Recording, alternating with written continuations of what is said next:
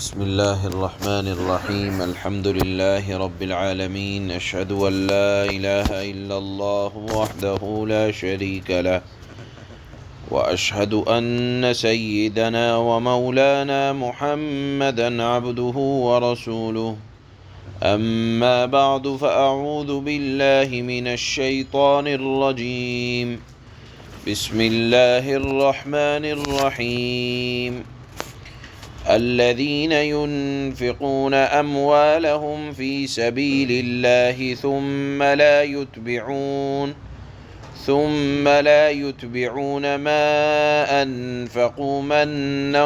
ولا أذى لهم أجرهم عند ربهم ولا خوف عليهم ولا هم يحزنون قول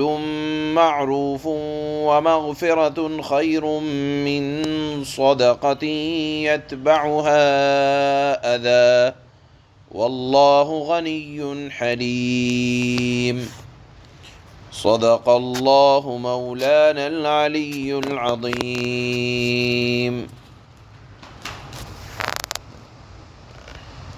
کل کی آیت میں مضمون اللہ پاک نے ارشاد فرمایا تھا کہ جو مال بھی اللہ کی راہ میں خرچ کیا جائے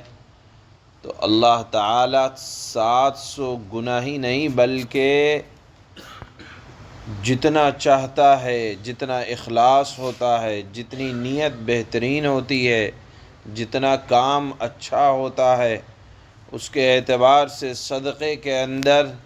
یا اللہ کی راہ میں خرچ کیے ہوئے مال کے اندر اضافہ فرماتے رہتے ہیں۔ یہ کل مضمون آ چکا ہے۔ آج اس کے صحیح ہونے کے لیے 2 شرطیں اللہ نے بیان فرمائیں کہ دینے والے کا دینا اس وقت قبول کیا جائے گا جب اس کے اندر 2 شرطیں نہ پائی جائیں۔ ایک شرط یہ ہے کہ دے کر احسان نہ جتلایا جائے، اور دوسری شرط یہ ہے کہ دینے کے بعد سامنے والے کو حقیر نہ سمجھا جائے، اپنے آپ کو بہت بڑا داتا نہ سمجھا جائے، اور سامنے والے کو کمزور نہ سمجھا جائے۔ تو یہ 2 شرطیں ہوئیں۔ پہلی شرط یہ ہے کہ جس کو دیا جا رہا ہے اس کو احسان کے تلے دبایا نہ جائے یا بار بار جتایا نہ جائے، میں نے ایسا کیا، میں نے ایسا کیا۔ آپ سے بڑے اللہ ہیں کہ جس اللہ نے آپ کو دیا، تو احسان کس بات کا؟ دوسری بات کہ کوئی بھی ایسا عمل کہ جس سے سامنے والا شرمندہ ہو نہ کیا جائے، یا سامنے والا اپنی ذلت کو محسوس کرے اور ذلت کی وجہ سے تکلیف ہو، تو اللہ تعالیٰ فرماتے ہیں کہ ایسے صدقے کی جس میں احسان جتلایا جائے، جس میں ذلیل کیا جائے، اللہ کو ضرورت نہیں ہے۔ اور اللہ تعالیٰ ایسے صدقوں کا یا ایسے دینے دلانے والوں کے ہاں اللہ کے لیے کوئی اجر نہیں ہے، اور صرف اجر نہیں بلکہ بہت بڑا گناہ ہے۔ حق تعالیٰ جل مجدہ نے یہ مضمون قرآن میں بیان کیا، اور اللہ کے نبی نے احادیث میں بیان فرمایا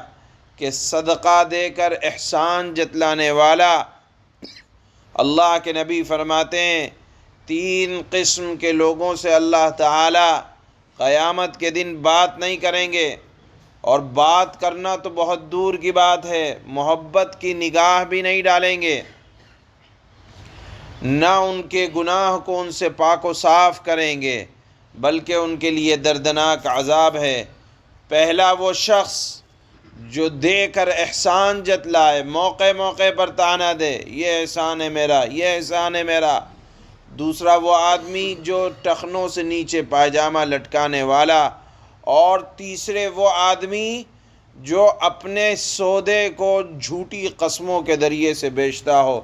اللہ کے نبی فرماتے ہیں اللہ تعالیٰ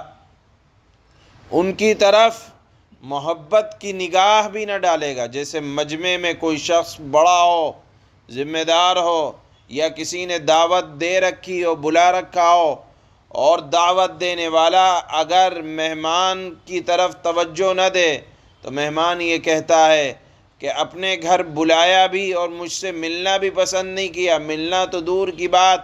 نگاہ اٹھا کر دیکھنا بھی گوارا نہ کیا،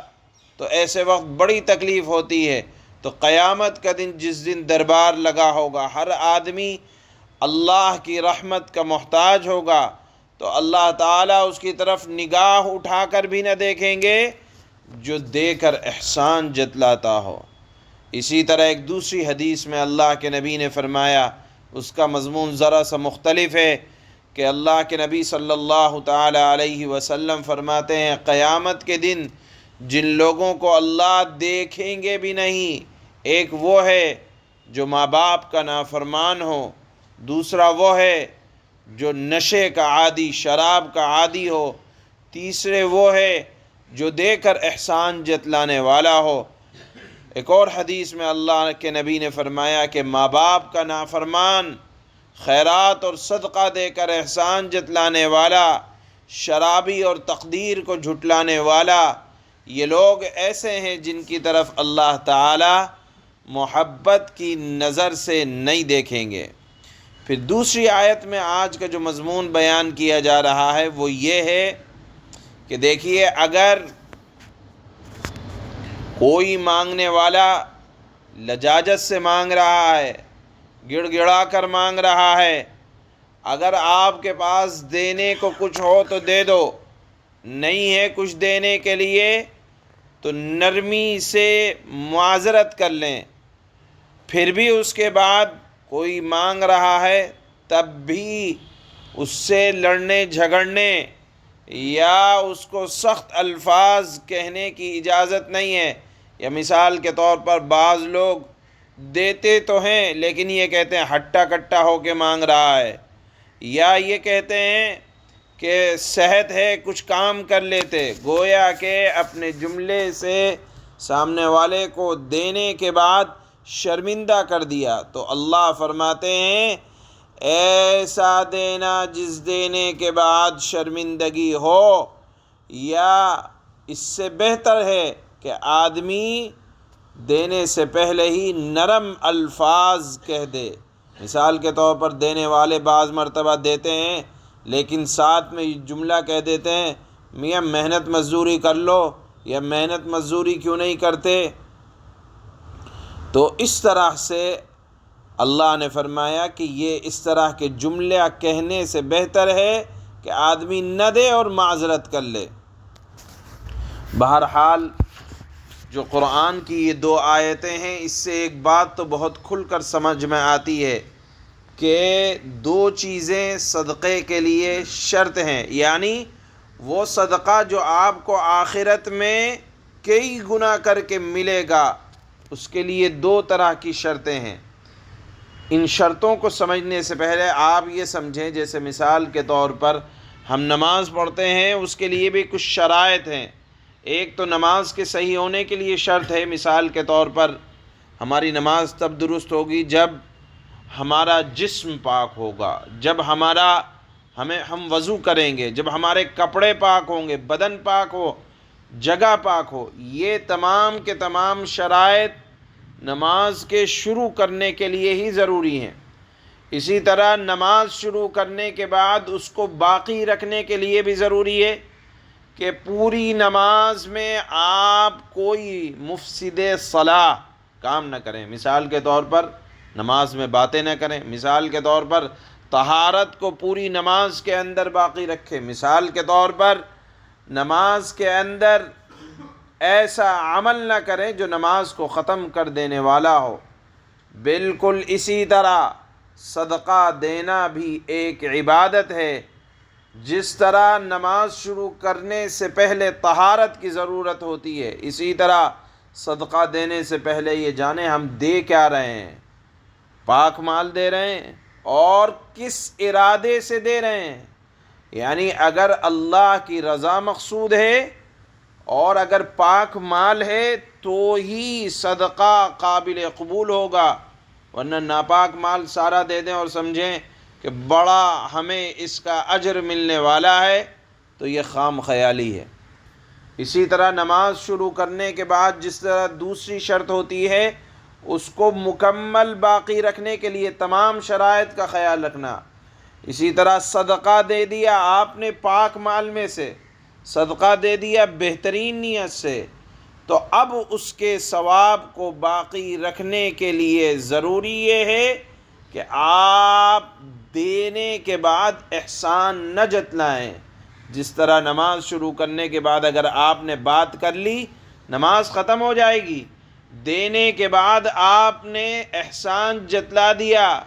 تو وہ اللہ کے یہاں ریت کے ذرات کی طرح ہوا بن کر اڑ جائے گا، اور جس طرح چکنے پتھر پر اگر مٹی پڑی ہو تو اگر مٹی میں کچھ ڈال دو تو بونے کی امید، اگنے کی امید ہوتی ہے، لیکن اگر بارش ہو جائے تو وہ مٹی پتھر پہ سے سرک جاتی ہے، اور پھر آپ پتھر سے امید نہیں لگا سکتے کہ دانہ کچھ اگائے گا۔ اسی طرح دینے کے بعد احسان جتلانا، شرمندہ کرنا، کوئی جملہ کسنا، دینے کے بعد پھر کوئی امید نہیں لگائی جا سکتی کہ اللہ اس کا ثواب عطا کریں گے، بلکہ میں نے جیسے بتلایا کہ ثواب ملنا تو دور کی بات ہے، اللہ تعالیٰ اس کی سزا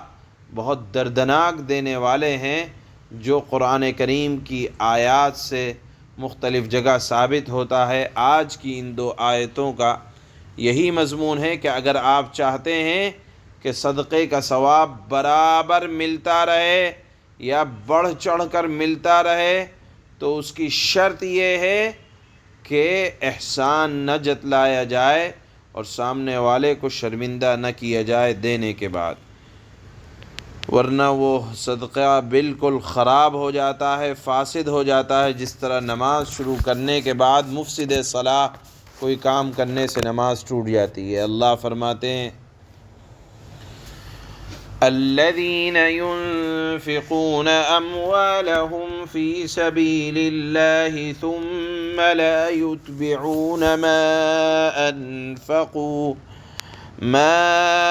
أنفقوا منا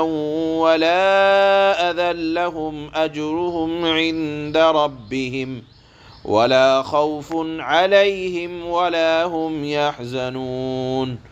جو لوگ اپنے مال اللہ کے راستے میں خرچ کرتے ہیں پھر خرچ کرنے کے بعد نہ احسان جتلاتے ہیں اور نہ کوئی تکلیف پہنچاتے ہیں، وہ اپنے پروردگار کے پاس اپنا ثواب پائیں گے، اور اگر احسان جتلا دیا، تکلیف پہنچا دی تو کوئی ثواب نہیں۔ بہرحال جن کو ثواب اللہ کے یہاں ملنے والا ہے تو نہ ان کو کوئی خوف لاحق ہوگا اور نہ کوئی غم پہنچے گا۔ قول معروف ومغفرۃ خیر من صدقۃ یتبعها